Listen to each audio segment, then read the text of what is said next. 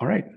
Hello and welcome everybody to this workshop on power analysis for the AcqVA Lab. Now, the first thing that you need to know is where to get the resource and how to deal with them, right? Because that's basically what we're going to use today. So let me share my screen so I can show you. So if you follow the link to the GitHub repo, it looks something like this, right? If you follow the link, it should be this, right? And what you do as a first step is you go to code and then download zip, and that will basically download everything that you need, right? I'll download the data, all the scripts, everything that you need for this workshop, right? Once you've done that, basically I'll give you some time to do that because, it'll take some time until everything is downloaded, but I can show you what the folder looks like once you've unzipped it. So then you have something which should look a little bit like this. Don't worry if there are some minor differences, but the important stuff is there for you, right? So then you have a couple of things that you can do. So the first thing that I recommend that you do is there's one file that is called AcqVA PVR for Power WS Workshop HTML. And if you double click on that, what will happen is that basically you get the script for today's workshop. And what you see here is basically the finished notebook with all the code, all the visualizations, everything is in there. So that's essentially the rendered notebook. So that's basically the script that we're going to use. Oh, can you see that actually? Yeah, all right. Yeah. Now, when you have different options of following this workshop, and all options are fine. So the first option is really to sit back and basically enjoy the show. And because everything will be recorded, you can then basically do what I explain here and what we're going through in your own time, on your own computer, when you feel a little more comfortable. Because sometimes it's just difficult to listen to people explain stuff and do stuff at the same time. So basically that's option one. Just, sit back, listen, and run some code whenever you feel like it. The second option is to run this workshop within R, right? And if you decide to follow this option, then I suggest you double click on this R proj file, right? When you, I'll stop sharing this for a second and I'll share a different view. Now you should see my full screen. And when I click on this, what happens is that our studio should fire up. And then you should see something like this. And if you go to files, then you see all the files that we're going to use are here. And there's one file in particular that is important, which has the same file as the HTML, but it has RMD at the end. And if you click on that, you'll see that basically the R notebook will open. And if you scroll to the very top, it should look something like this. If you have any problems or you need to, you need more time, or I should elaborate on something, it would be really great if you could just raise your hand or something like that as a function, right? Okay. Now, this is the second option. And I think that most of you will follow this workshop using the second option, right? So you follow everything that we're doing in R. Now, there's a third option, which I also used before in the Data Wiz workshop, which is that I created a Jupyter Notebook for this course. And you can get to that Jupyter Notebook in different ways. The easiest option to get to the Jupyter Notebook is if you clicked on that HTML file, there's a link that says, here's a link to an interactive version of this tutorial on Google Colab. And if you click on that link, actually, I'll just go over here. Then what will open is a Jupyter Notebook. And now the difference or the advantage of a Jupyter Notebook is that it runs on the cloud. So oftentimes the problems with coding workshops are that people encounter technical difficulties because their computer has a different operating system or something, right? And to get rid of all these technical details, what we can do is we can run this in the cloud because there everybody essentially has the same computer. And so we basically harmonize things and avoid errors. And what you can do when you have this Colab, this Jupyter Notebook in Colab, you can copy the notebook, copy and save in Drive. My machine is in German, so it says Kopie in Drive speichern. Now, if you click on that, basically, you will be able to write and execute code yourself, right? Now, the disadvantage from using Google Colab is that the computation power that you get is not super great, because Google doesn't want to give you like a supercomputer, right? Because you're using its services for free. So because it's rather slow, the installation takes a bit of time. So if you want to follow in the Google in Google Colab and the Jupyter Notebook, I suggest that you run this code chunk where you install the packages as soon as possible, because it takes a couple of minutes. Right? It doesn't take super long, but it takes some time. All right. So let me switch back to RStudio, and I'll just go there. Okay. Now, can you all see the RStudio? Right? Okay. Don't worry about this. It's just basically some thing that happened when I wanted to include this graphic, but it looks nice when it's finished. So everything that we're going to talk about is in here, and all the code is in here, right? Now, when you open RStudio or when you use R, typically it comes with, basically it's like a toolbox, but the toolbox is very empty when you start with it. Maybe there's a hammer and a screwdriver, but for many different things, you need more tools, right? And the way that you basically get tools into your toolbox is by installing packages. So the toolbox is essentially like the library, and all the different tools that you have, they come in packages. And so when you want to make R more versatile, you need to install packages. And the packages that we need for today are called tidyverse, here, power, LME4, SJPlot, report, and simr. Actually, you don't need report. I'll show you later on what it does. Right.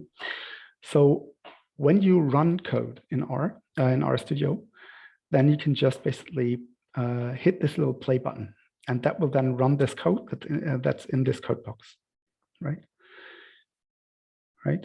Do you get this so far?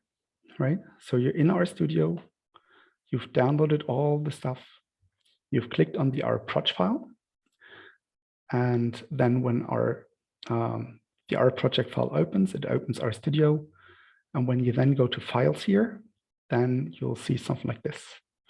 And if you click there on this AcqVA Power Workshop RMD, then you'll find this document. And here you need to scroll down a little bit, and there comes this install code chunk. And it's important that you run it. I can do it as well. In my case, I've already, of course, installed it. But if you don't do this, then there will be problems, because you won't be able to execute code chunks later down the line. All right? Okay. Now let us wait here for a little bit, because I want you all to have set up everything that we need.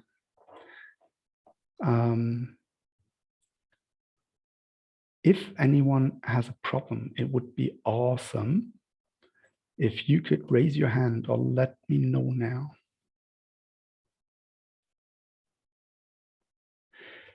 If everything is perfect and you're feeling great and you're having a fantastic day, then it would be great if you could give me a thumbs up so that I know that you're alive.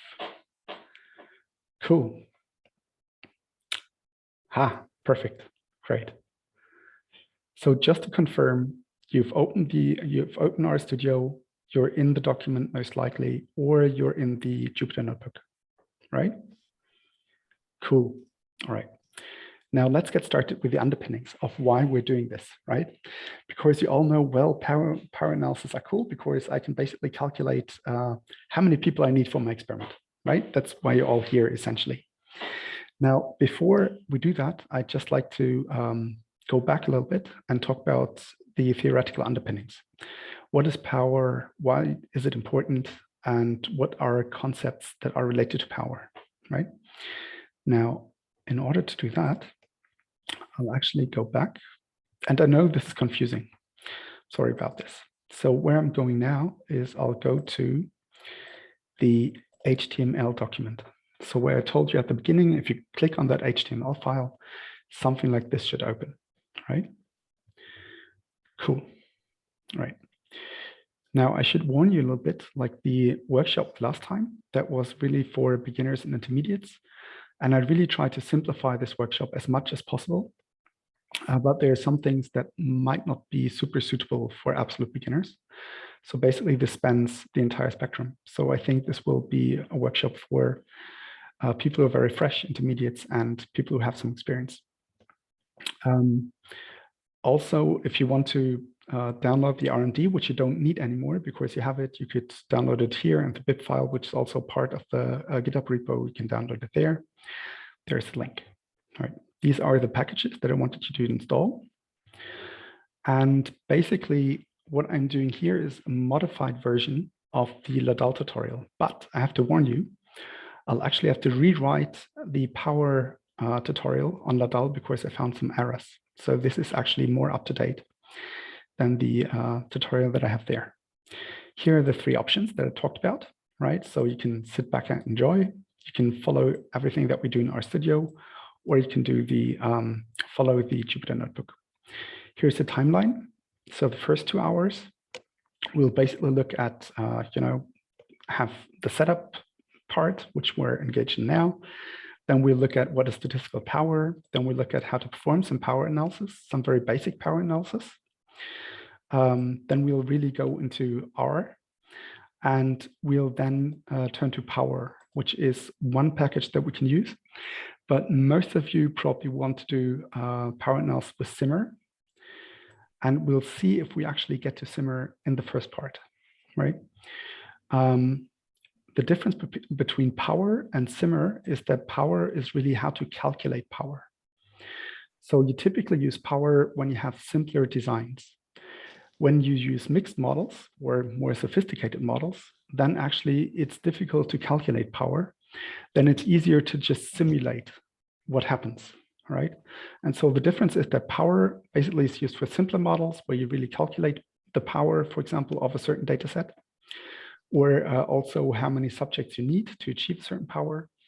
And simr is a package that allows you to basically simulate models. And so you use this for more complex statistics like mixed effects models, right?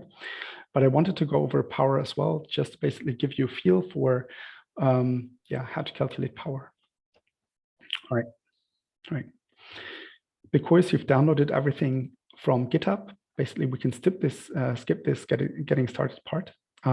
Because now that you have the repo downloaded to your own computer, everything should be great. All right. Let's actually start with theoretical underpinnings. Now, here's a question to you. What determines significance?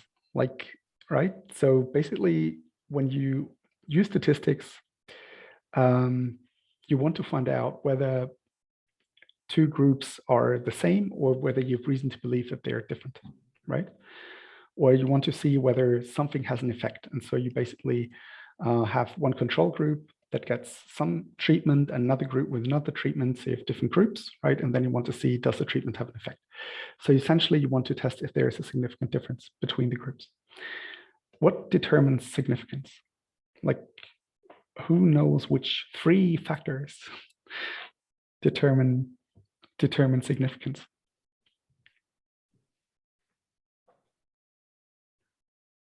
Most of you know, right? So one is here.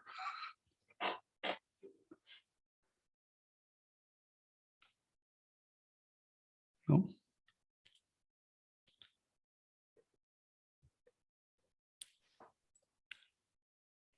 Sample size. So correct. If I have a larger sample size, right, then it's easier to find an effect, right? So sample size is one of the criteria.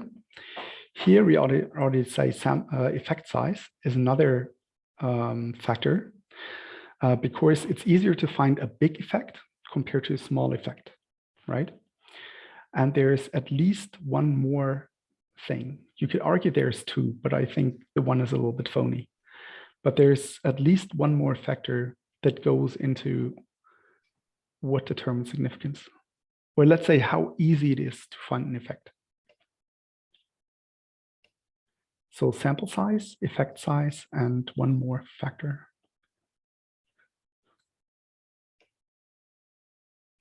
Yes, very good. So Cecile wrote error, or you can say the variability, right? If you have basically two different populations, right? And the variance within the populations is very, very small, then you actually need a very small sample to determine that there is a difference. So the bigger the variability is, the more people you need in the sample, right? Now, can we check this? Yes, we can. So here I essentially, I sampled from a population that I defined. So because I defined the population, I could basically check control for the factors I just mentioned, for sample size, effect size, and variability, right? So in this case, this shows two groups, two samples of 30, right? And they're sampled from the same population. So a population that does not differ. It's one population, and I just basically sampled two groups, 30 individuals, if you like, right? And the mean of the population is 100, standard deviation 10, and because there's no difference, you have an effect size of 0, right, of cones d0. And what you see here is that, well, they're of course slightly different because they're samples, right? And they're not super large samples, so they differ slightly, but you see that the means are pretty similar. You see that the t-value is, not very high. The degrees of freedom is what it is because we have a sample size of 60, and we have a p-value that's very high. So this means that given the data that we have, we cannot say that there is actually a difference, which in this case is completely correct because it's two samples from the same population.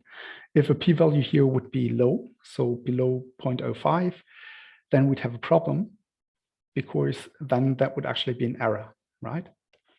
In that case, it would be an alpha error, reporting a difference when there is none, right?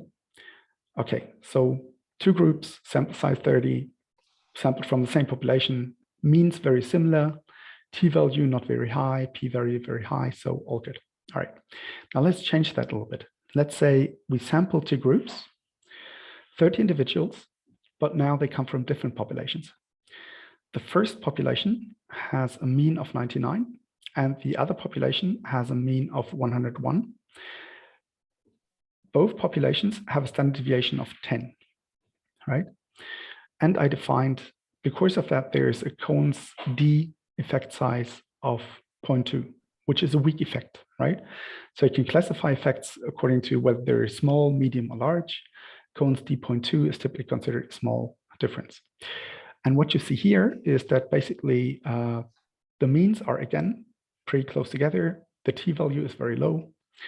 Again, you have degrees of freedom here that represent a bootstrapped sample of 60, and the p-value is 0.16. That means that here in this case, we didn't find the effect, although it is there, right? So this means that in this case, our study would have been underpowered because here we have a beta error. We cannot detect an effect, although it is there, right? So this means that, if you have a weak effect, it's difficult to detect it if you have a small sample size. Let's increase the effect size, right? Again, two samples, 30 each. Now the means are 97.5 and 102.5 and standard deviation 10. Medium effect size, cones D.5. What do we see here? Now, actually, that the effect is bigger than before, we're able to detect it, right? You see that now T has grown, has become bigger, and the p-value is smaller. That means everything staying equal. So means basically being different, effect size being medium, and SD being equal, it's easier to detect a medium effect compared to a small effect. right? So effect size matters. If you make... May I ask a question? Yes, sure. So here you know, like you increased the Cohen's d, but also you increased the difference between the means. Yes, like what would happen if you kept it as in the previous example, but the effect size would be bigger? Then the effect size wouldn't be bigger because Cohen's d is essentially defined as the difference of means. So you can calculate Cohen's d actually as how many standard deviations do two populations differ. And if they differ by exactly one standard deviation, right, then that would be a Cohen's d of 1. And we'll learn how to compute it today. What do you mean? Cohen's d. No, you don't need Cohen's d in this case. I just want to basically here, I just really want to show you what goes into determining power and why is power important. So I basically will talk about the underlying concepts, which are effect size, significance, variance, and what's the other thing? But we will learn how to compute effect size? No and yes. So when we we look at the models, we'll basically report models, and there you'll automatically extract effect sizes. But that's really not the matter today. We'll define effect sizes because basically what we'll say is how many people do I need if I want to be able to detect a weak effect, right? And so your question will be how many people have to be in my sample in order to, for example, detect an effect of d equals 0.2, and that's essentially what we'll learn. At least in the first part. Let me just, because you know, like for example, well, let me see whether we talk about it and then ask it later. But thank you. Yeah. Yeah, no worries. Right. So the thing that's important here is essentially that everything else remaining the same. So sample size being the same and variability being the same. The bigger the effect, the easier it is to detect. Right. So here now we have the big effect. Right. So Cohen's d 0.08. So there the difference is 0.8 of a standard deviation. And now we see that it's actually the t-value has increased again, and we have an even lower p-value, right? So everything else staying the same. Increased effect size means we don't need that many people, right? To detect an effect. All right, cool. And if the effect is super strong, like Cohen's d 1.2, then you see that actually the distributions already with a sample size of 30 differ quite dramatically, right? Okay. Now, in the previous example, we looked at what happens if the sample size and the variability remain constant, but we vary effect size, and realized the bigger the effect, the easier it is to find. Thing here is we can also, of course, increase the sample size. So this is essentially the same population that we sampled from before when we looked at a medium effect size, right? Now what I did is I pulled another sample from those two populations. And again, I had a sample size of 30. And here we can already detect it, right? But actually, if you did that over and over again, you'd find that even a medium-sized effect isn't really, it's difficult to detect reliably when you have a sample size of 30. But if you have a sample size of 50 and you have the same scenario, oh, that's great. Typically, what you'd find is that it's the p-value goes down because as simulated just before, actually, it's the opposite. But that's when you drew many samples.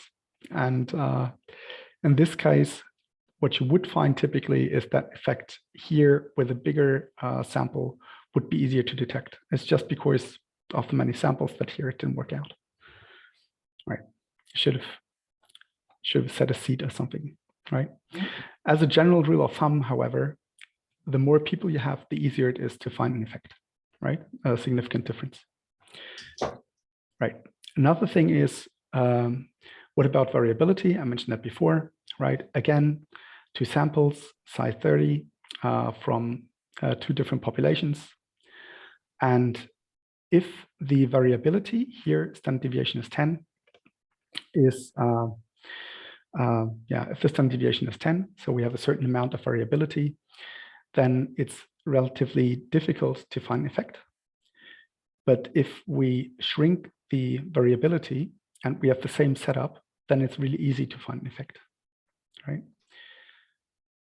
So in this case, there's very clearly a very significant difference.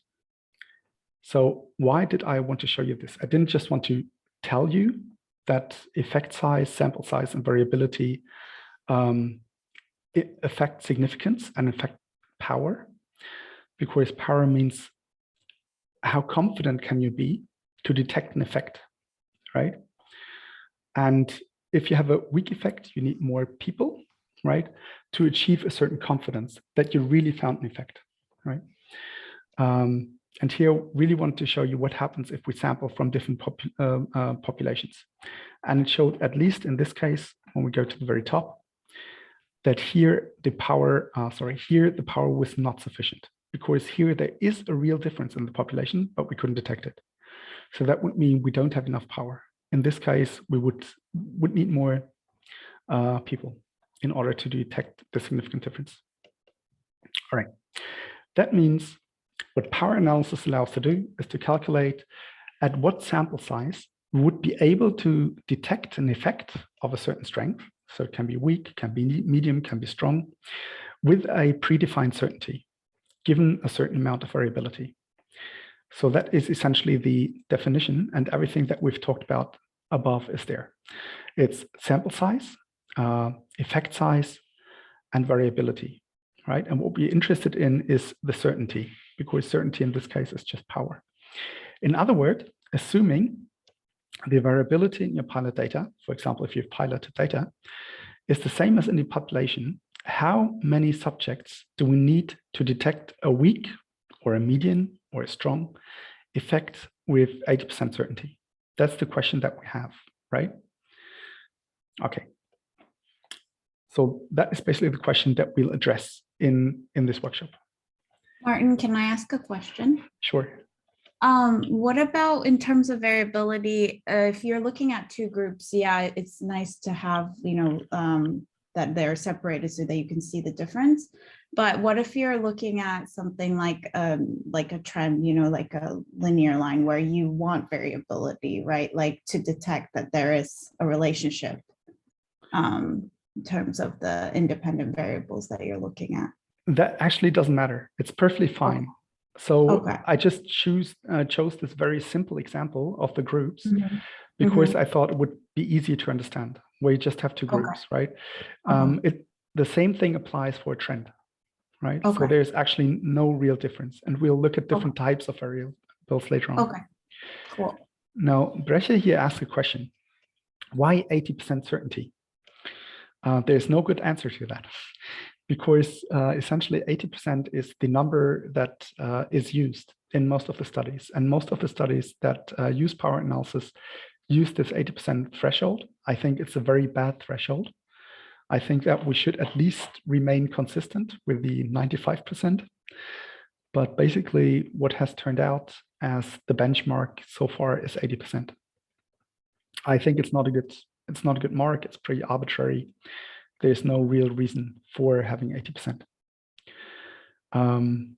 Just as a side note, does anyone know where the 5% come from? Like the alpha level of 5%? It came from, at least anecdotally, it came from being able to detect whether milk was poured into the tea before the tea or after the tea. And Fisher, who was a statistician, was at a party, and there a woman said that she could basically identify whether the milk was poured in before or after. And then they set up an experiment, and they said, well, if you manage to do that with a 95%, or the likelihood of being right is more than 95%, then basically we believe that you really have that ability. So the probability distribution, the Z values and stuff, right?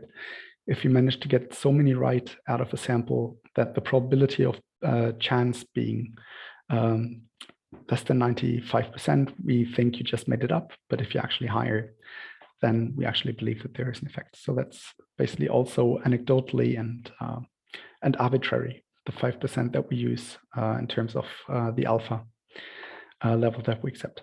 I should also say something about alpha, because here I talked about 3 factors, right? Sample size, variability, and effect size. You could also argue that if you the significance level is another factor, because if you want to be very certain that there is an effect, right? So actually, just let me finish that, and I'll address the other question in the chat. An effect is also easier to detect if you increase the alpha level. So if you say, okay, I don't want to be 90% sure, or I want to be, let's say the probability of the effect to obtain such an effect is 5%, right? Then you need a certain form of data, right? But if you say, okay, actually for me it's enough if we choose a significance level of 0.1, not 0.01, but 10%, then it would be easier to detect, because again, the area under the curve would be a lot bigger. And here Alex asked, isn't it much lower in a bunch of other disciplines? Actually, I think really in most of the research papers that I read, and also the textbooks, 80% is the standard that is used as a number for power. I think it should be 95. I try to be higher than 80, but I think 80% is actually the common threshold that is used. And also, if you look at the sources that are referenced below, so if you go to the very bottom of the paper, you see some of the sources that I used here. You'll also find that 80%. Sorry, I actually meant alpha. That alpha is much lower in other disciplines. Yes. Yeah. But yeah. So, great, thank you. Well, alpha is typically 0.05, right? So the 5%, but oftentimes we also use 1% or 1 per mil. Right. Right. So you could say that the 3 + 1 significance level factors go into this. Now, here I used a data set that Isabel provided me with for the data visualization workshop, but I modified it quite a bit because I wanted us to work with a data set, and I wanted it to look a little bit like a piloted data set, and I wanted to simplify it as well. So the data set that we're going to use is called RecDat, and you can find it if you go to the folder and you go to data. Let me show you. So if you look at the data here, there's one data set, it's called RecDat, RDA. And that's the data set that we're going to use. And later on, we're going to simulate data, but not right now. All right. And basically, it has 5 variables, right? 480 observations of 5 variables, 20 levels of ID. So there's 20 participants. Each participant was shown 24 sentences, and they were 2 groups, namely an English group and a Norwegian English group. Word order has 2 levels, namely V2 and V3, and sentence type could be non-subject initial and sentence adverbial. Right, so if you looked at the data, you'd see that basically it looks like a standard setup for an experiment, right? Where you basically have subjects and you show different sentences to subjects. The subjects can be grouped into the English and Norwegian English category, and the sentences can be grouped into non-subject initial and sentence adverbial sentences, right? Okay, now when I tried to go over a power analysis with Nadine, I realized that probably we should start off with really using data that is sort of piloted, right? Because starting out with basically setting up your own data from scratch can be a little difficult. So I decided to basically start with a piloted data set, right? So that's the data that we're going to use, right? So far, is everything more or less clear? Other than that, I'm just rambling on about the stuff about significance. Martin, I think there was a chat in Cecile's question that you missed. All right. Again. What was it? I think. Oh, what's the relationship between 80% and alpha level? Okay, so the question is, all these concepts belong together, right? So if I have a big sample size, then the effect can be weak, right? So it's like these levers that if you put one up, the others go down, right? And so it's the same thing with power, effect size, sample size, and significance, right? And variability, sorry. So depending on which lever you pull up, the others will go down. And so if you want to basically find an effect of, let's say, a weak effect with 80% certainty, right, then you need a certain sample size and a certain variability in the data. And you also should say, well, what's the alpha level that I want to detect with 80% certainty? Is it 0.05, the typical alpha level, or is it 0.01? Or is it 0.001? Because if I want to detect with a certainty of 0.001 alpha level, then I'll actually need more people, right? Because the area under the curve is very, very low, because you're dealing with 1/1000th of the area under the curve. So then basically you need a very big sample size to detect effects with such a low alpha level. So all these concepts work together. If you basically have everything remains the same, but you increase sample size, then your power will go up, because sample size means higher power, right? Same if you have basically everything remains the same, but your variability goes up, then your power goes down, because more variability makes it more difficult to find an effect, and so on, right? So it's like these things that all belong together. Yes, and they can be calculated from each other. Exactly. So Cecile here says, so when they all belong together, they can basically use them to calculate each other. So if you know 4, then you can calculate the 5th, right? It's like Sudoku, where you have basically all the numbers and one is missing. And if you have all the other numbers, then it's really easy to fill in the one that's missing, right? So it's really exactly like that. If you know the values of the effect size, of the variability, of the sample size, and the significance level, then you can calculate what the power is, right? That's exactly right. Sorry, Martin, I'm going to go back to my question because I still don't get the variability part. Like, for example, if I'm looking at like how height is affected by age, for example, right? Yes. And I want to see the power. Like if everyone had the same height, which is very low variability, then you can't detect the relationship between height and age, right? Like you won't find any significance. So that's where I was confused about, you know, less variability is always gonna find a better, like a higher effect size, for example. Yeah, but imagine you were interested in whether people are taller, or what are these tall trees in California? Those mammoth trees, or what are they called? I have no clue. Sequoias? Yes, sequoias. Sequoias. Oh. Right. So there you need a very, very small sample size to determine that basically people are much smaller than sequoias, right? Now, the problem is, imagine sequoias were from very, very small, like from tiny, right, to really, really big. Then you'd need actually a bigger sample to determine what is actually the real mean of sequoia height, right? Because if you have basically all the different ranges, right, you'd need a bigger sample compared to basically taking only the huge ones, right? I see. Okay. Right. Okay. Yeah. And or let's take, for example, if you ask yourself who is taller, babies or grown people, right? Yeah. Then you need very, very few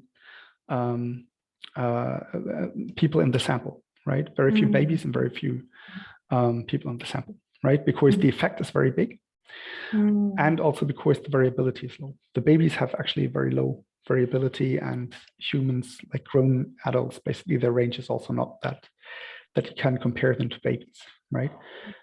Yeah. So the more variability you have in a distribution, the bigger your sample has to be, right? I see. If you have a small sample, then you actually need fewer people in your sample. Okay, yeah, I got your concept. Yeah. If you have no variability whatsoever, then actually, I'm not sure if you can actually calculate significance then when you have no variability whatsoever, because all statistical tests actually assume some sort of distribution, right? And if you have no distribution to go on, actually, I don't know if you can use a statistical test. Could be. Yeah. Okay. Yeah, I got it. I totally got it. Yeah, thanks. But maybe, yeah, I hope that helps. If it hasn't cleared that up, we can also talk about it later. The thing is that basically you always have to think about what do we need to find an effect. Big effect size better than small effect size. Low variability better than high variability, right? And bigger sample better than smaller sample, right?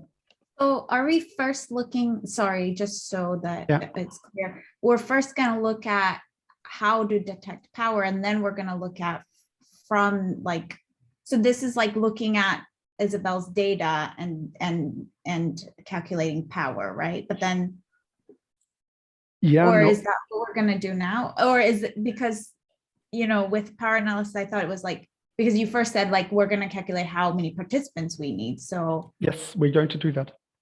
Okay, so this is first calculating power. Yes. From a data set, right? No, we actually, I just told you, we're going to use this data set here, but we'll use it essentially when we come to really using mixed effects models, right? Oh, okay. Because here we don't really need data, right? So when you calculate power, essentially what you have, if you have, for example, a one-way Anova, right? And you want to compare 5 groups, right? So if 5 groups, could be more or less. You have a certain effect size, and this would be a moderate effect, because here the effect size measure is not const D, it's F.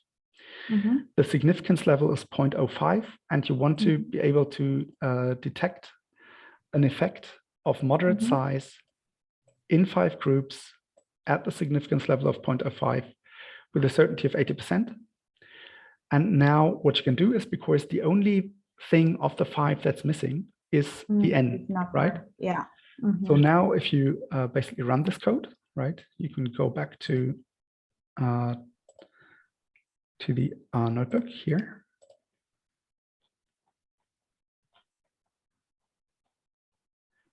Right. So now we load the power library.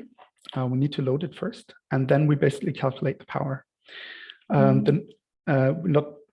We don't calculate the power. We say if we want to detect an effect of this size with 80% certainty, then we need 39.15 people in each group, right? Yeah. So that's the idea of the levers, right? And I wanted to get that basically by showing you, okay, these are the factors that determine whether we can find an effect. And this is how they influence our ability to find an effect, right? No, my question is always like, how do you know the effect size? You have to compute it first, or do you sort of improvise? No, there's for every effect size, there's essentially a classification, if you like, right? And you can say, okay, if I want to detect a weak effect, then you basically have to check, okay, what's considered a weak effect, right? Or you can also basically check the literature and can say, okay, they found an effect of this size. How many people would I need in my study to detect an effect of the same or equivalent size, right? And so you actually don't need to calculate the effect size. You really say, how many people do I need to detect a small or medium-sized effect? But that's something I really struggle with, you know, like if not every paper reports effect size. So then like, how do you just read a bunch of papers and see whether they find effect, and just sort of assume, oh, it seems like it's moderate or weak or strong or whatever? There should be like a way to compute effect size, right? from the means and standard deviations and stuff? Yeah, well, there's really tables that you can look up where it basically says for cones, the small effect is 0.2. And you have to take that with a pinch of salt, right? Because some people might say, well, the small effect doesn't start as 0.2, maybe it starts at 0.1. And then you can check, okay, how many people would I need if the effect size would be 0.1, not 0.2? But you don't like the idea of basically predetermining what an effect is or what? Yeah, like how do we know that in Isabel's data F, look, I don't know yet what like F means, but it's like 0.25 and not something else, you know? Mm-hmm. All right, imagine it like this, right? Imagine you've two populations, but they're super similar, like super similar, right? And you need like more than 10,000 participants to find that there is an effect, because the effect is so tiny, right? How do you know that when we say there is no difference between the groups, how do you know that that's not the case? You know, when we say, okay, this factor doesn't have an effect, right? How do you know? Maybe it has an effect, it's just weaker than you were able to determine. So what we say there is, right, maybe we have to ignore effects that are like super small because they're almost noise, right? So in order for an effect to basically have some sort of significance, like meaning, right, it has to have a certain effect size, right, for us to take it seriously. Otherwise, it could be more or less noise, or it could be so tiny that, you know, it doesn't really matter in practical terms. And so basically that's where people say, okay, for an effect to be considered not meaningless, right? There's a small effect, like there's something there, but it's not meaningless. That's basically where people say, okay, now there's the cutoff point. Let's talk about an effect size of 0.2 with cones D, or 0.1 with F, or something like that. Martin, can I ask a follow-up question as well? Yeah, sure. So if you didn't have any previous literature at all, and you would have to come up with the effect size, so this is what you would do? You would just start with 0.1 or 0.2, for example? If I had no prior experience whatsoever, right? I'd really have to think about, okay, what effect would actually make a difference, right? So I'm thinking of an example. Let's say you have two populations and they differ in their average weight, right? So you have two groups of people and they differ in their average weight, but they differ only in like 5 grams. But there's like if you collected like 10 million people from population 1 and 10 million people from population 2, then you'd be actually able to detect that tiny difference. So there is an effect, there is something there, but it's not really meaningful. You can't even predict whether that person belongs to population A or population B, given the person's weight, right? Because the effect is so super weak. And so it actually is more or less meaningless because it doesn't tell you anything. You can't use it to predict anything. It's super tiny, but it's there, right? So what would be accurate? Would it then basically say, okay, we have to be able to detect the smallest effect possible? Or would it make sense to basically think about, okay, we need to think about what's the smallest effect that, you know, has some meaningful or bears some meaningful information, right? And that would be 0.2 then, or where would you start? Where would it be? Where would it start being meaningful? Well, okay, in that case, a proper statistician would tell you there's, of course, no real cutoff.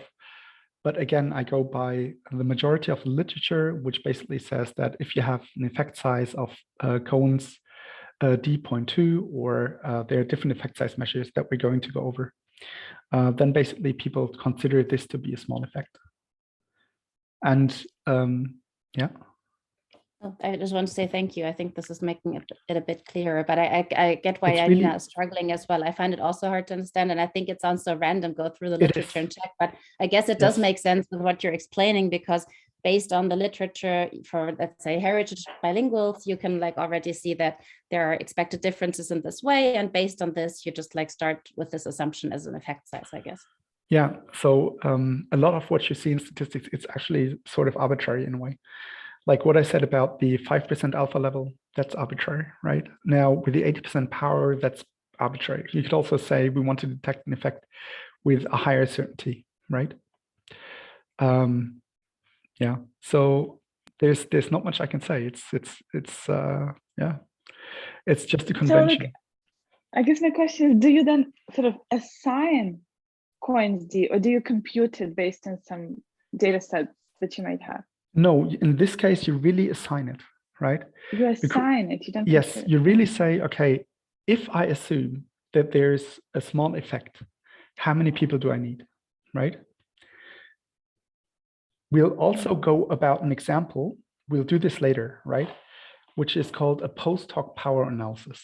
And what we do there is basically there we use an effect that's there that we don't set. What we do there is basically we have a data set. We then calculate a model.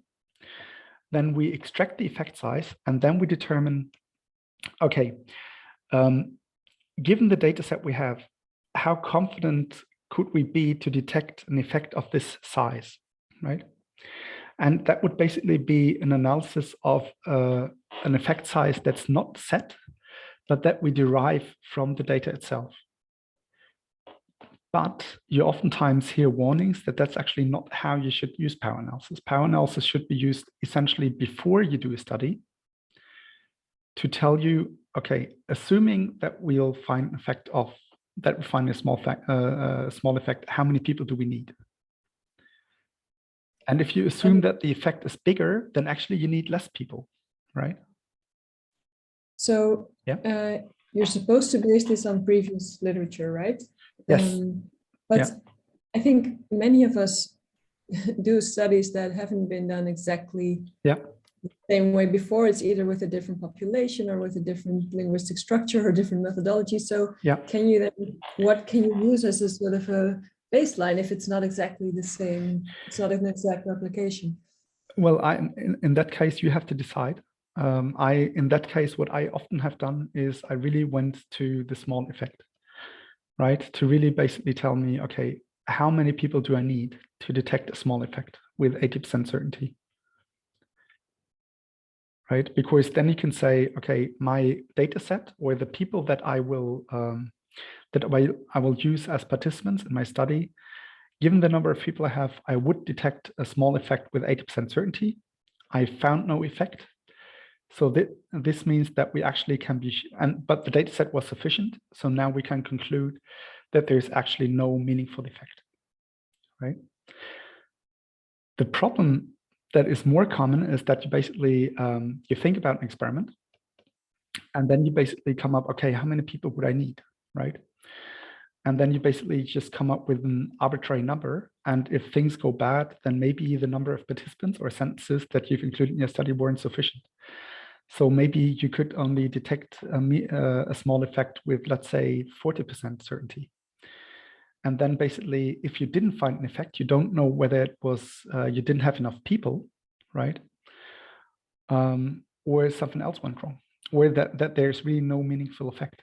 So the point why power analysis are used is because they tell you, if you use this many people, then you can be certain to detect a small effect. And if the effect is not there, then you can assume that really there is no effect in the population. That's what the power analysis do.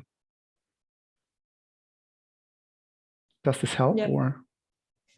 Yeah, I'm just thinking about the question whether, I think that many of us would always have to do it this way, like just using a pilot study and basing it on that. But even if I thought that the more common way is to use previous literature, but I guess then maybe this is for many people not the best way to go. No, why? I think actually doing a pilot study is perfectly fine. I think it's actually easier to use piloted data. Yeah, okay. No, it's okay. I always thought that power analysis was based more on previous literature, but then I just was not well informed. No. Both options are fine. You can either use a pilot data set, right? And then see, okay, how many more subjects do I need to detect an effect?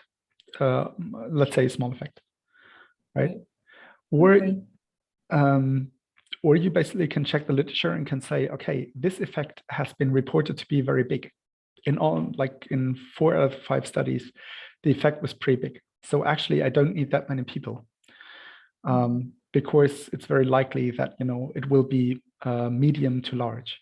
So that tells you actually I don't need 50 people. I maybe only need 30 people, and that makes your study cheaper. Yeah. Right? Okay. So the idea is really always when you have a result, right? And the result is, for example, that something is not significant. It can mean different things. It can mean you didn't have enough data points, or it can mean there is no effect, right? And now the power analysis allows you to say, well, actually my sample is sufficient, right? Because my sample is sufficient, then I can conclude that there's actually no effect in the population, or no meaningful effect in the population. Do you see the difference? Like if your study shows a significant effect, it's fine, right? Because then you detected something, right? Cool. But if your study doesn't find an effect, you don't know why it didn't find the effect if you don't perform a power analysis. You don't know if you didn't have enough subjects, or if so you didn't have enough power, or there's really no effect. And that question is addressed by the power analysis, right? Because then you can say, okay, now I can say with certainty that my data is sufficient. We didn't find the effect, and therefore there is no meaningful effect in the population. Do you see the logic behind that? Yeah, I'm not convinced. That's all right. Let's just go over this a little bit, right? So here, basically, I showed you basically how to calculate power for one-way Anovas, right? And for one-way Anova, basically, you can find that an F value of 0.25 would be a moderate effect size, right? If you want to check where to find such tables, one good source for that is Cohen 1998. I can actually show you just a second.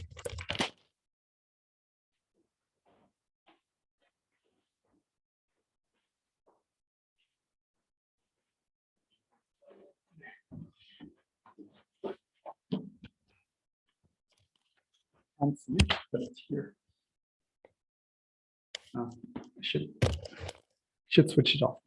But this is Jacob Cohen's statistical power analysis for the behavioral sciences. And that basically started this whole discussion about power. Because what you typically heard is that you have a sample size of 30 per group, that's sufficient, right?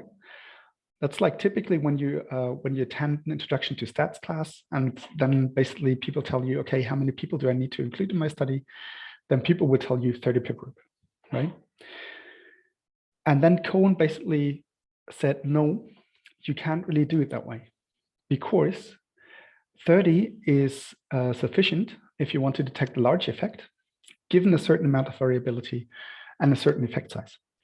But if you want to, for example, find a weaker effect where the data has more variability, then you need more people. So how do you know how many people should be in each group? We need to calculate power, right? And so basically for simple tests, he did this. So these basically power analysis calculations that I show here, they're really based on Cohen's book, right? Okay. And because different tests use different effect sizes, I showed you a couple here that I think are common statistical procedures. So here's a one-way Anova, right? And as I showed you with the levers, right, where you put one up and the other goes down, here it's like, if you know K and F and the significance level and the power, then you can calculate the N per group, right? So in this case, you need 40 people, so 39.15, but it's difficult to find 0.15 people to detect an effect size of F.25, which is considered moderate, at a significance level of 0.05 with 80% certainty. when you analyze 5 groups, right? That's what that means, right? Right. Now, here,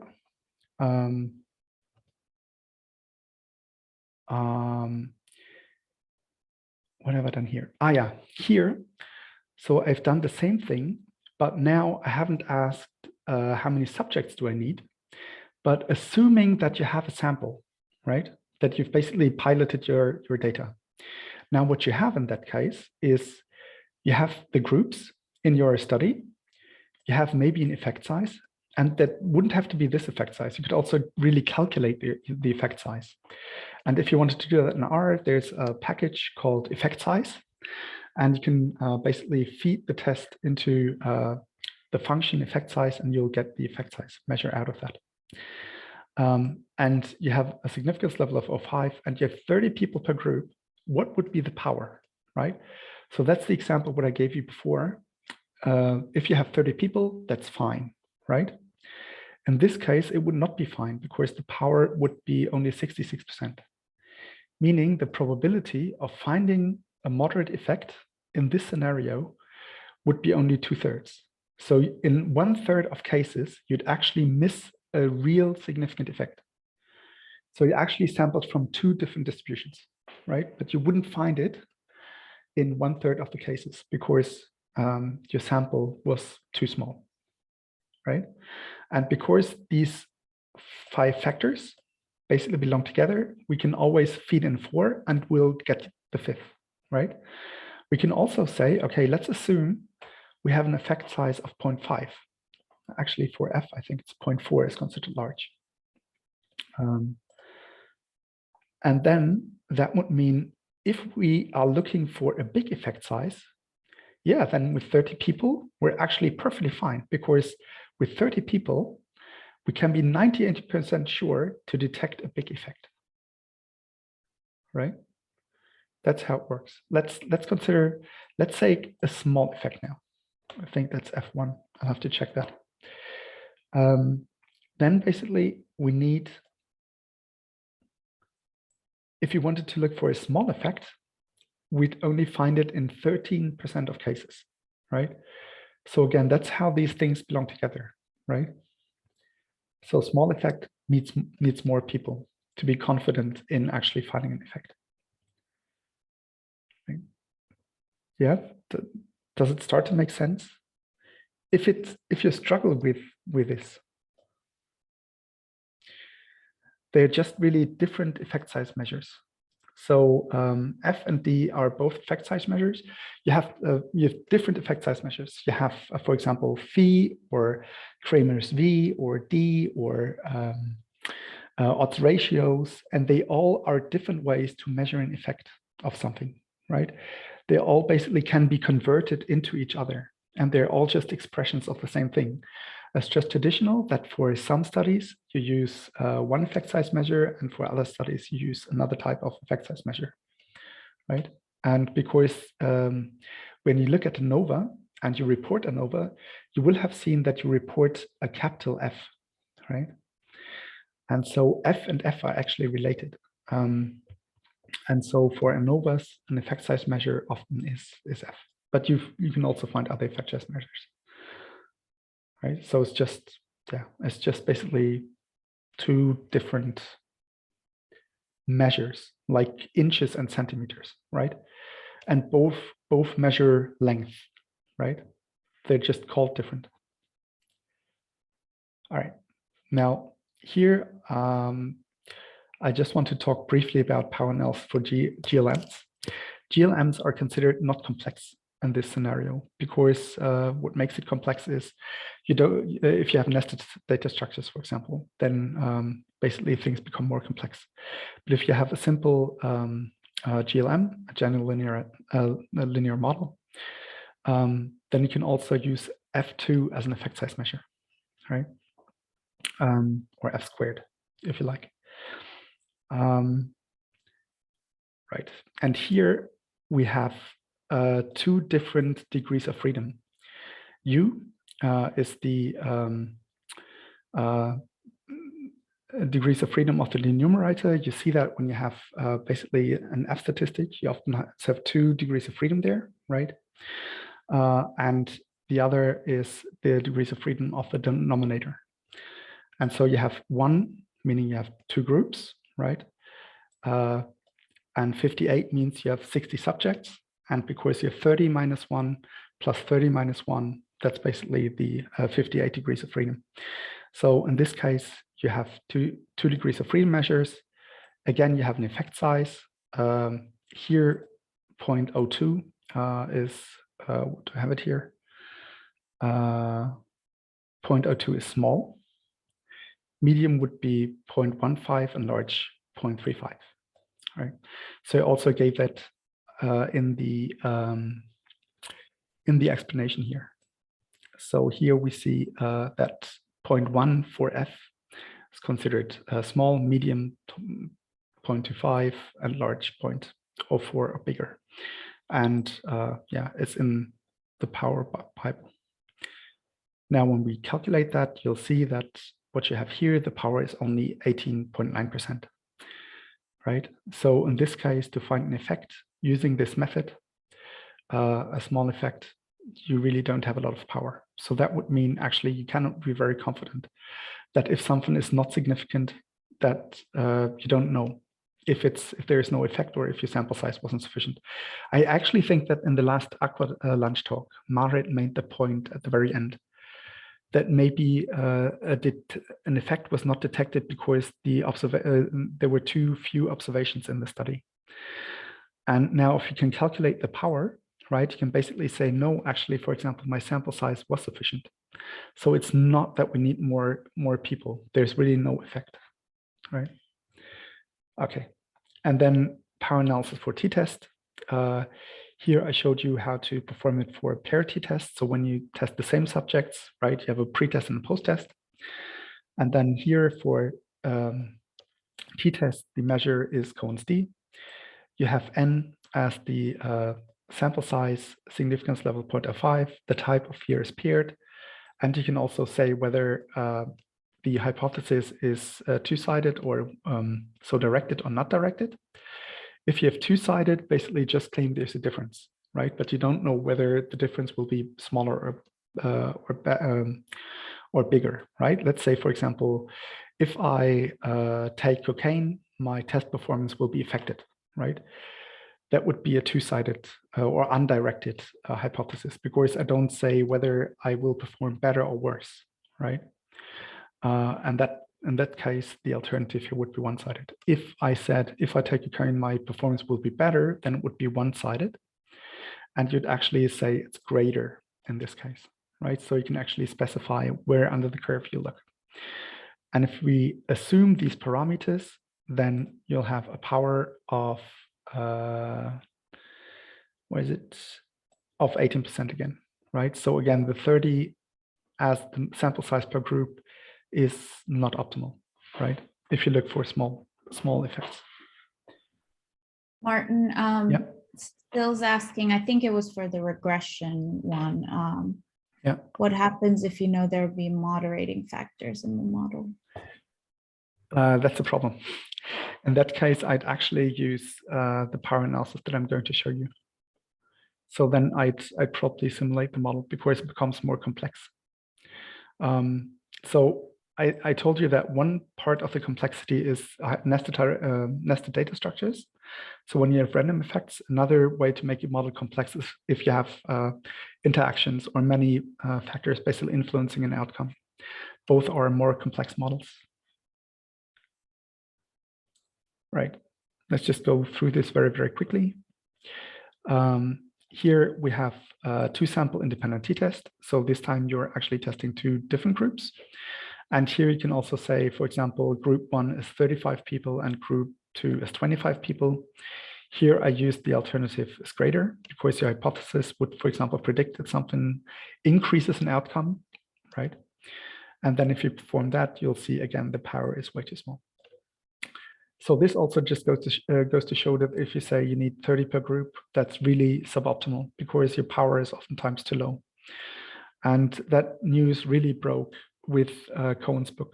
So that really had a substantive effect, not only in statistics, but really on how we do statistical analyses, right? Because the 30 per group is really outdated. It's not a very good measure for basically a good rule of thumb, because oftentimes you end up with a power that's way too low. And in this case, again, you detect a true effect, an effect that's really there in only less than 1/5 of cases, right? So you do five studies and only one would show that there is an effect, although there is a real effect, although it's weak, right? Final example here for how to calculate power. Here we have a chi-square test. In this case, the effect size measure is W. I actually don't know what the Greek letter would be used. I didn't look it up. When I use chi-square, I actually typically associate it with Kramer's V or phi or phi as the effect size. Here they decided V, but they can be transformed into each other. Like all effect size measures, you can actually transform them into each other. Here, if you do that, you have an N, which is the overall total. You have 1 degree of freedom, so you have 2 by 2. Significance level 0.05. If you run the analysis, again, power is way too low, right? So if you have a chi-square test with 25 people altogether, then of course the power is very low. Let's say we make that bigger. Let's say we take 250 people, then we'll have a much bigger power. So here that would be 88%, right? So that would basically breach the 80% threshold. Or we can also say, let's make that even bigger. You have a 2 by 2 table with 300 people, and now you would be able to detect a between small and medium effect with a certainty of 93%, right? So if you then do not find a significant effect, then you can really say, well, we would be so likely to detect a small to medium-sized effect that we can really say there's nothing there. Our sample size was sufficient, but the effect is not there. All right, I've talked for a very, very long time now, like a very, very long time. So for the tests above, right? How many participants would you need to have a power of 80%, right? So here I've just shown you the calls that we've used above. And now basically what I'd like you to do is to calculate, okay, how many people do we actually need? Given the measures, the effect size measures that we have here, right? How many subjects would we need to have a power of 80%? Right, that would be your exercise now. And here you have a little code box, and you can actually include it here. I'll help you. So what I would do, if I were you, I'd basically copy this here. We said that the number of groups remains the same. The effect size remains the same. Significance remains the same. Subjects, well, we could, for example, increase subjects, right? And then we could check, has this increased the power? Yes, it has. But is there maybe also another way that we can actually find exactly the threshold for 80%? And what would be the commands for all these different tests here? And so I thought that I'd give you 10 minutes to do that. And then we can basically check what the sample sizes would be. And I'll stop sharing. And now you can actually take a break from me talking and do some coding here if you like. All right, so I'll stop the recording here and you can do a quick exercise. Okay, so because you had problems with the effect size thing, right?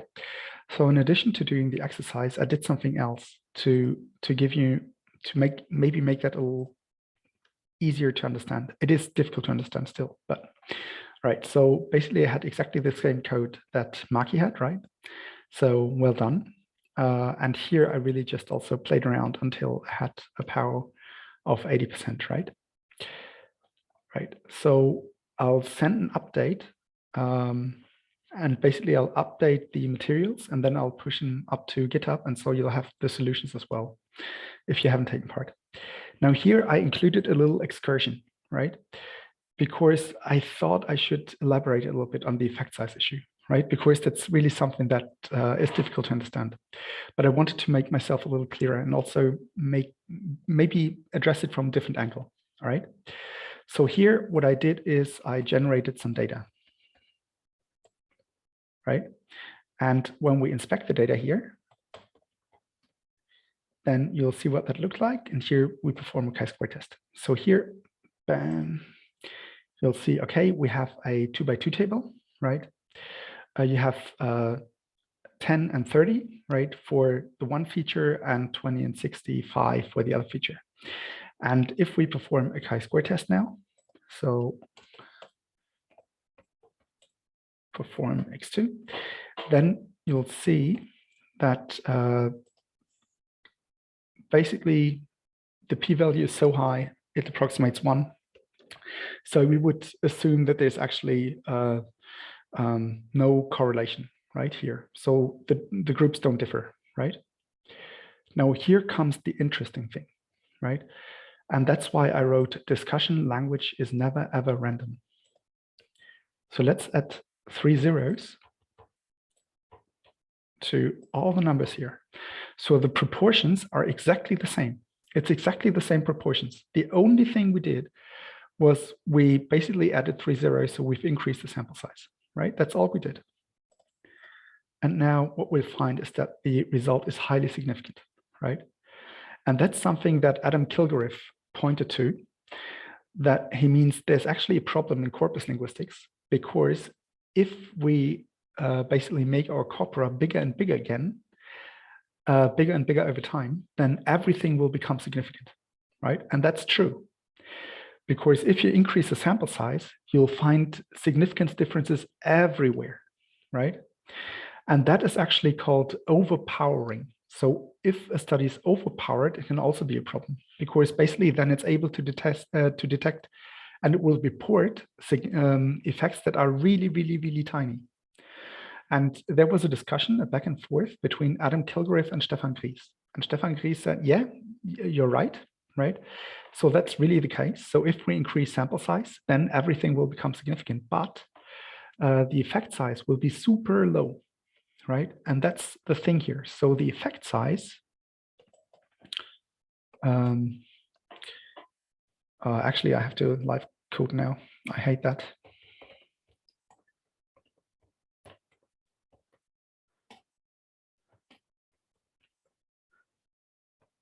I think it's this. And then, is it effects? It could also be effects. Let's check that. I just want to basically install a package that allows me to extract effect sizes, right? That's all I'm doing. And because Janina mentioned that before, I thought I should sneak it in somewhere. Yes, not load, but of course library. All right, so we can then run that code, and I should of course learn to spell. Cool. All right, now I'll do something here. This is my x2 test, and then I'll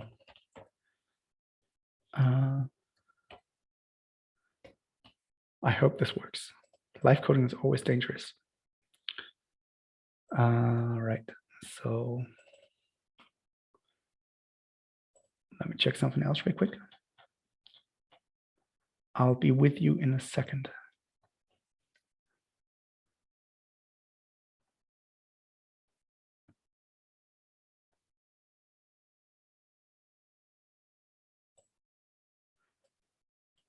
Okay, that's stupid. Can you still see what I'm doing here?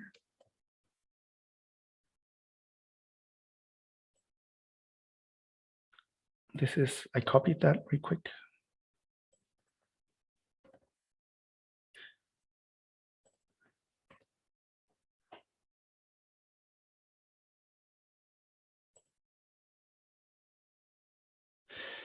So here, this is, what do I have? Oh, that's chi-square, darn.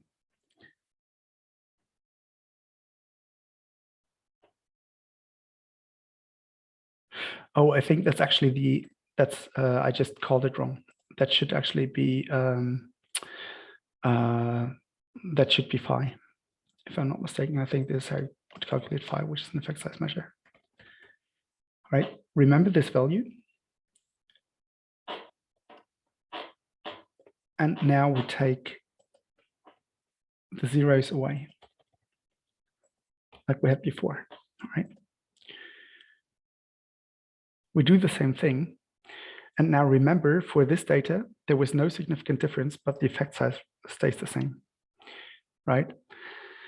So the point basically was that Stefan Gries said, yes, so if you increase the sample size, everything will become significant, but the effect size won't change. And so in order to determine whether an effect is meaningful or not, you should actually report the effect size, because then the effect size would tell us, is that an effect that's super small, so it's actually not really meaningful, but still significant?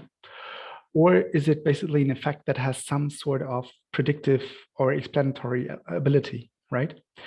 And here the effect size is so small, the difference is so small that yes, there's a significant difference, but the effect is so weak that actually it doesn't really make a good predictor, because although it is significant, it basically has no predictive and explanatory power because it explains only a tiny, tiny amount of variance. But if we pump up the numbers, yes, it will have a significant effect. That's why, Janina, that's why I thought it was important to basically go back to this, to basically show you using numbers and an example why you can't make the effect size just smaller and smaller and smaller, right? Because in the end, if you pump up the numbers, everything will be significant, but you want to have a cutoff point where you basically say, okay, this is just so small that basically we can ignore this effect. And there can be situations where you maybe want to have want to be able to find a super small effect. Like imagine, for example, something that's super important, like let's think about cancer or something like that, right? Maybe you want to be able to have a test that still tells you, okay, there's a super weak effect of this thing. Like, let's say if you eat salad and after, a nuclear power plant blew up or something, then you still want to basically check for the population. Does this increase the probability of, developing cancer or not? And then it would maybe make actually sense to really look at very weak effects, right? Because, for example, cancer would develop over a long stretch of time. And so if you see a very, very small effect, even short time after that, you should still take that seriously, right? So that would be a case where you would basically look at even tiny effects. So it depends on the study if you want to consider that or not. But I think in most of our cases, we actually want to say, okay, does this effect have some explanatory power or not? Right? Yeah, I understand conceptually, but for example, like, let's say you read the previous literature and there's like an effect size of, and let's talk about reaction times, like, I don't know, 15 milliseconds. Mm-hmm. Do you treat it as small, moderate, or big? Some studies will have an effect size of 200 milliseconds. And yeah. Yes. So how do you make the decision? Yeah. I can't really tell you. Like, listen, I'm the stats guy. I'm not the psycholinguist, so I can't really tell you if an effect should be ignored because it's too small or if it's systematic. I think then you really need to look at it yourself. And basically, and also real quick while I have you, for the paired t-test calculation, it when it spits out the n, it says n is the number of pairs. So if it's n is 198, it means it means the number of pairs. Yeah. So number of people per group, right? Yes, but because it's paired, basically it's each pair is one person, right? Because you have a pre-test, post-test, right? So that's why. Okay. Okay. I'll actually make this go away. All right. So, but I think it's still important, right, that I elaborate a little bit on that, and maybe that's made it a little clearer for you guys. All right. Cool. So let's enter the field of what you're interested in probably, which is what I'd call advanced power analysis, right? And what we're using here is the simr package. And now the simr package has a very great basically paper associated with it, because it's not just a paper, but it's also really a tutorial. So what we're essentially going through is pretty much the tutorial that the writers of simr used as well. I just modified it a little bit and adapted it to more cases and used the sample data. That's a modified data set of what Isabel sent me. All right. So the first thing that you need is we need to load the packages, right? So we've installed them before, but now, like, imagine again the toolbox example. So the tools now are on the board somewhere in your garage, and if you want to use them, you need to put them into your toolbox. And so basically we fetch all the tools from the library, which is the garage walls, and put them into the toolbox. This we do by the command library, right? And just to let you know, tidyverse I use for data processing. LME4 is for mixed effects modeling. SJplot is a way that you can visualize results of a mixed effects model. And there's a new package which is called report, and I love it. It's awesome because it actually provides a write-up of an LME4 model and other models. So it's super handy. So essentially it gives you a ready-made report. You need to modify it a little bit, but then it's easier. And then the package that we use for the simulations is called simr, right? Now that we've all the tools, the next step would be that we load the data, right? And that's direct data that I used before. And here I used the here function from the here package. And what this command does is it says read an R data structure. In this case, our R data structure is an RDA object that's in the data folder. And in that data folder, the thing it looks for is called regdat, regression data, right? So this means basically look in my data folder and see if there's an object called regdata RDA, and if there is, please load it. And just to check what the here function from the here package does, it creates a path that you see here. Just let me check something real quick.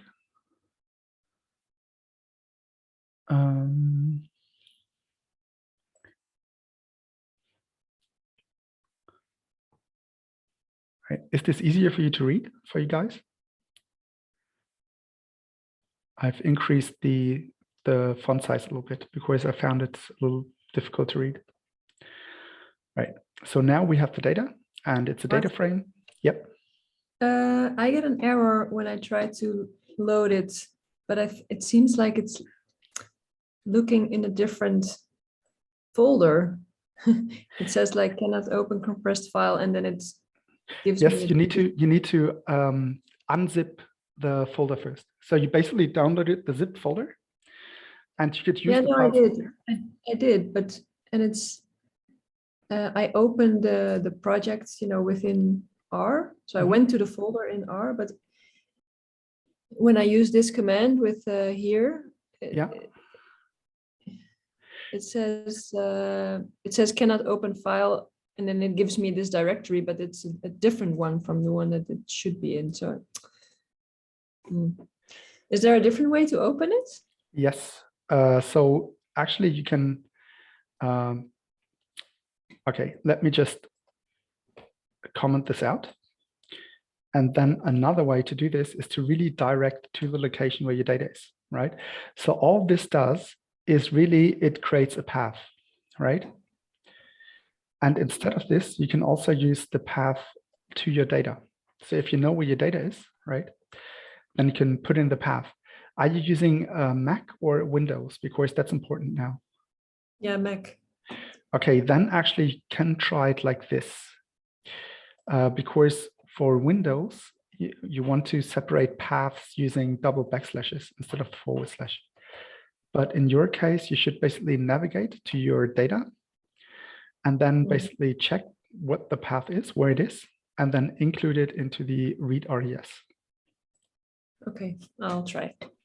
Thanks. If it doesn't work, right, you can always go to the Jupyter Notebook and then install stuff there, and you can upload the file directly into G Drive. And let me actually show that to you guys real quick, because that might be important now. So, all right, so when you open the Jupyter Notebook, you then need to load,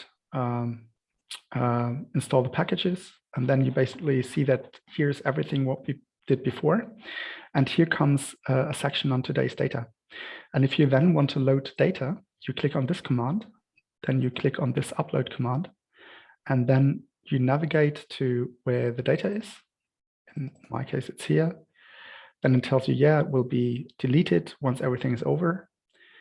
And now you can actually run all the code. And here, the read RDS doesn't need anything because it'll look directly here next to the notebook, so to say. And so once everything is installed, you can just continue running from here and it should work. So if you encounter any issues, you can always switch to the Jupyter Notebook.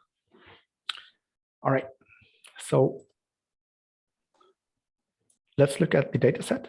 So we have 480 observations of 5 variables, an ID variable, a sentence variable, a group variable, a word order variable, and a sentence type variable, right? Everything else I deleted.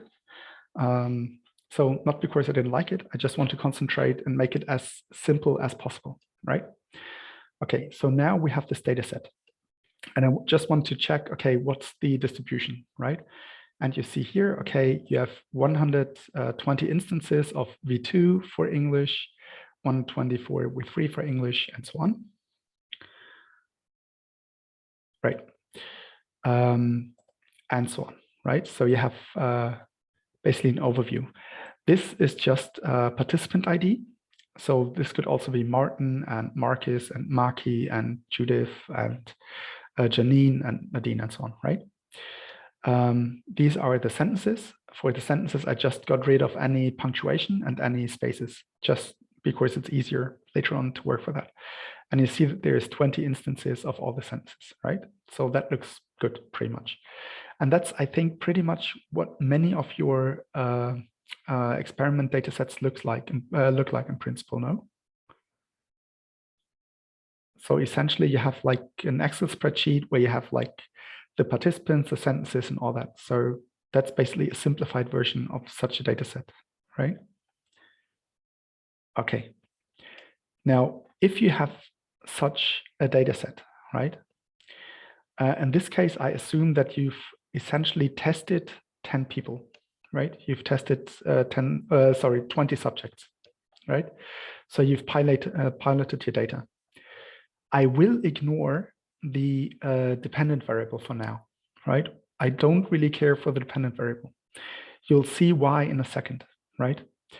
And instead, what I'm going to do is I'll generate a model where I basically fill in what we would expect if the predictors had a certain effect size, if the random effects had a certain variability, and the prediction also have a certain variability. So the residuals, the difference between the observed and predicted, had a certain variability, right? So here I basically then define the parameters of the model. Typically what we do is we have a data set and then we apply a statistical model to the data set and then we get results, right? What we do here is we take a data set, we ignore the dependent variable, and then basically we set certain model parameters in a way, and then basically model on a variable that doesn't exist yet, right? But the model will basically have certain features, and we can define it here. And now you probably will ask, okay, why do I set what does this mean? Let's go over that, right? So here I set the fixed effects. So this is the slope, right? This is the sentence, this is group, sentence type, word order, and interaction between group and sentence type plus the intercept. So intercept has this value, and all the fixed effects also have these values. Now your question is, why 0.52? Because 0.52 is the equivalent of a weak effect size, and I'll show you that later on, right? But this now basically is, I've now set the effect size in the model, right? So like we said before, okay, in order to detect a weak effect, right? So we basically determined the effect size. We do the same thing here. We also determine the variability, and we do this here, right? Now there's a problem. In the model, you'll see that I only use a simple random effect, right? And I tried it out with other random effect structures. The only problem is that then in the simulation, we get too many models that don't work, and then your results won't make sense. And I'll talk about that in a second too, but let us first start with a model that's maybe simple, but where we get results that we can interpret so that you can understand what to do.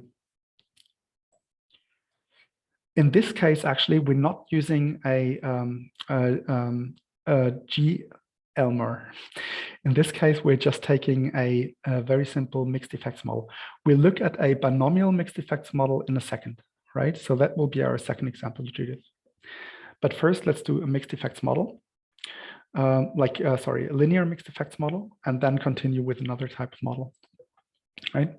So here we do essentially the same thing that we did before. We determine the effect size and the variability, right?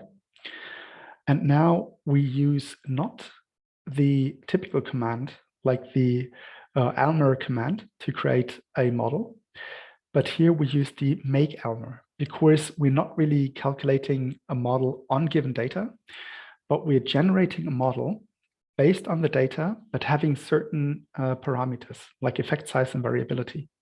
So here we basically say, okay, this is our formula, right? Then the fixed effects, that means the size of the effects for the different things is, so for this and for the intercept is here. The correlation matrix or the variability there is in the rand. So here, and because we only have one random effect, we only need one in the list. The residual deviance is here as sigma, and then we use the data recdat that we used before, right? And now when we, because I haven't run this. And now we've essentially calculated the model, right? On the data set without having a dependent variable, okay? Believe me, it will make sense in a second. Just follow me for a moment, right? Okay, so now we essentially have a model set up. These are the effect sizes. Looks all good. So we can basically create a summary table. So you see here, okay, the only effect that's significant is group, right? Right, and the model basically has pretty, low but okay explanatory power, right? So both fixed and random effects together account for 18.2% of the variability in the data, and the fixed effects alone about 8% of the variability. Okay, cool.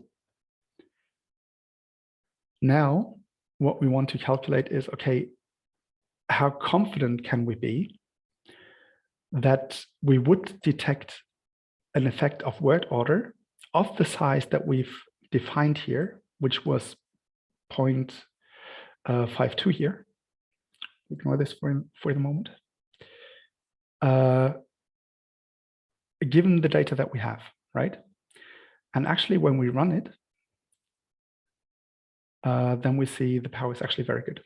But I need to say something here. So here I used the number of simulations is 10. And I only did this because if we would use a higher number, it would take longer. But actually, you should take like 1,000 when you do proper analyses, right? But because it would just take time to do the simulation, I just chose 10, right? And here, basically, you fill in the dependent variable and then the predictor that you want to test. In this case, it's word order, right? Right, and here you see, okay, actually, that's quite good. We can also run a few more. Let's say we take some time, run 30.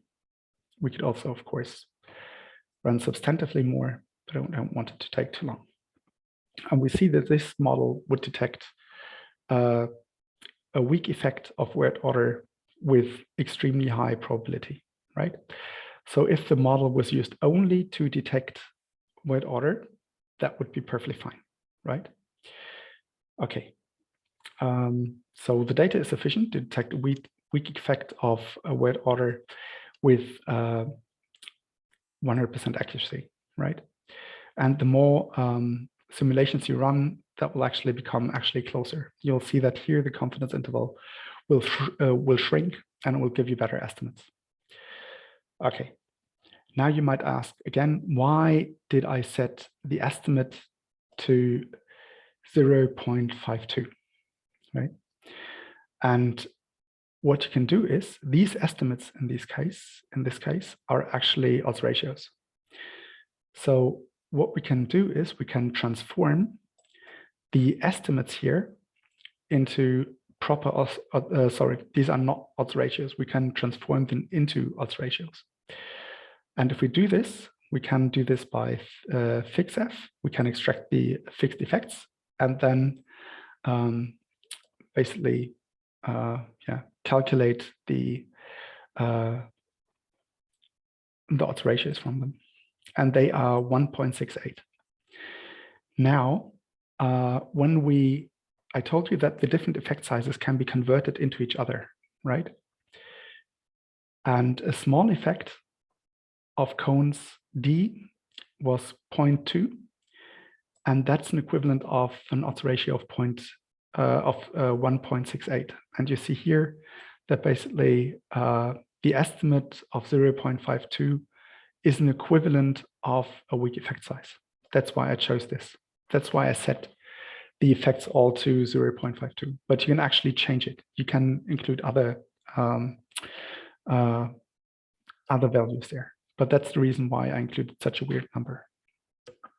All right.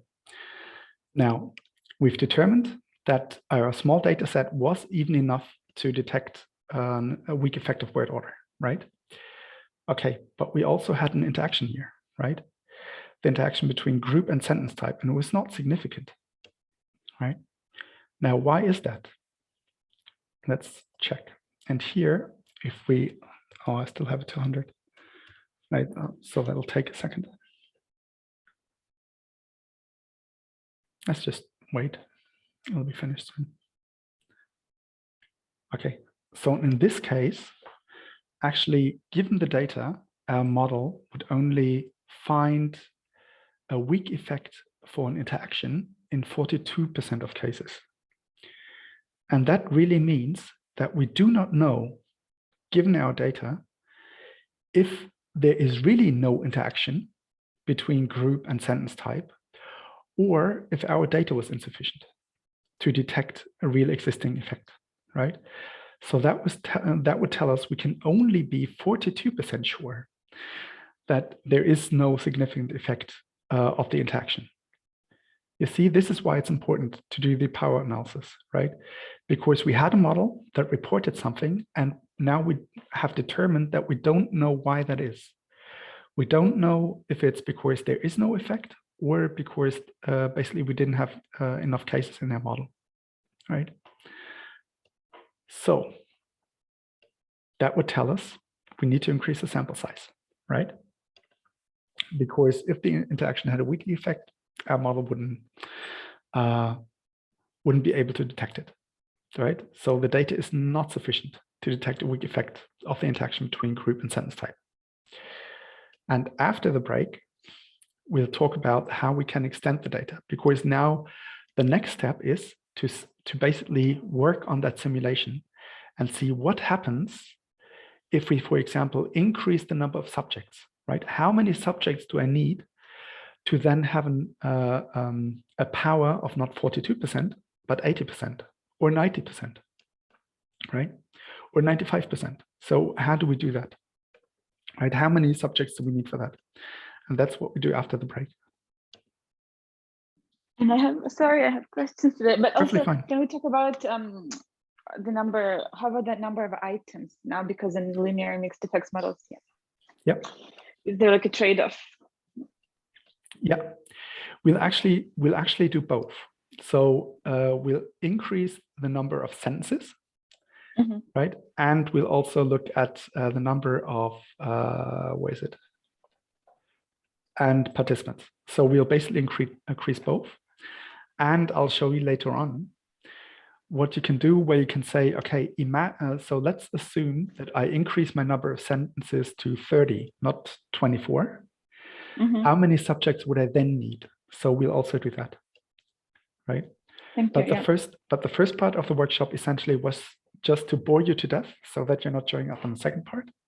And also to basically give you some background on power analysis, like how all the different concepts relate to each other. What is power analysis? You know, how can you calculate power? How do different parameters affect power and so on? Now we've generated the first model. We've basically performed a power analysis. And now in the second part, we'll get to the meat of the issue, namely, how can you basically test how many subjects or sentences you would need. All right. Can I ask one more thing? Sorry. You can ask many things. It's perfectly fine. I'm happy to answer your questions. Yeah, I find it really hard to understand how you can do all this without a dependent variable. Yes. Like I don't get it. Okay, so actually, if you go down in the script, where do I have it here? I have a section that's called post hoc analyses. Do you see that? Right, so if you go there, then I'll actually show you, like here, I take some data and I just add a dependent variable, right? But you could also just upload your data and have a dependent variable. That'd be essentially the same thing, right? Here, I just have some simulated data and I add a dependent variable, and then I treat it as if that was my pilot study, all right? Okay. So here, basically, you have subjects, you have a condition, you have items that they looked at, and then you basically check, is there a gaze in the area of interest or not, right? And now what you can do is you can also just very simply calculate what's the power of that model, right? And then, so that's called a post hoc power analysis. The only problem is that even the people who introduced the package basically said you shouldn't use it like that. And whenever you do that, you'll actually get a warning. Looks like you did a power analysis. You should be aware that the estimates are inaccurate. So what you can do instead is you can basically then say, okay, let's take the model that I have with the dependent variable. Everything's in place, right? And then what you do is now let's assume everything being the way it is, that the effect of what do I use here? The effect of condition, for example, is weak, right? How many subjects would I then need? Everything else remaining what it is, right? And that way you turn a post hoc power analysis into a proper power analysis, where you basically make use of a dependent variable. The reason why I didn't go this route before is because I didn't want to show post hoc power analysis because it's a controversial issue, because many people say you shouldn't do it at all, right? And here I basically show you can do that, but then actually it's better to then set the effects. And then people would say, yeah, that's actually fine, because then again, you can provide proper estimates. Okay. But we'll do the same thing. So we'll actually work with an existing data set and then perform a power analysis. But so this means you don't need actually pilot data then. If you don't need data, you don't need the dependent variable data. Well, yes and no. So the problem is now, imagine you have a finished study, right? And I had that too, right? And then basically a reviewer asked, okay, I think your data set was too small for your study. And then I could have said, I don't think so. But then the reviewer would have said, yeah, but I don't believe you, right? So I performed a power analysis, and it showed that actually my data was sufficient to find small effects, for the predictors that I was looking at. And then basically I could tell the reviewer, listen, my data set was sufficient because the power to detect weak effects was there, right? But what you shouldn't do is basically to use a model and then basically calculate, okay, to find an effect of this size that this factor really has in my study, for that, the power is X and Y, right? That is considered a post hoc power analysis, where people say that it's not really a good way to perform power analysis. Okay. Rather take your data, then set the effect to small, and then say, okay, what's the likelihood of finding an effect for this predictor if it were small, given the data that I have? That would be a better way to do that. Okay. Right. Thanks. No worries. All right. I think we can stop the recording now. Is that okay? Stop sharing. And I'll stop the recording.